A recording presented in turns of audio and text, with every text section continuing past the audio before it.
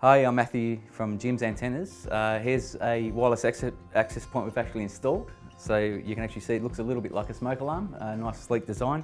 They do come in different colours. There is a few different versions you can get. You can get a light version, a pro version, which lets you daisy chain. You can have multiple wireless access points.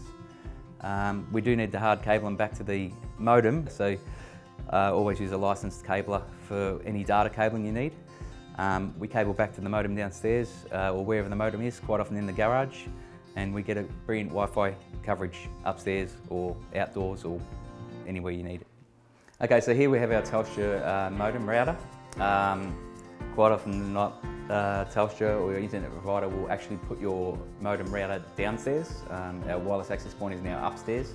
So we've got that cable to the back here with Cat6 cabling up to that unit. And that creates a secondary Wi-Fi signal upstairs that you can utilise on all your smart equipment, TVs, gaming, laptops, etc.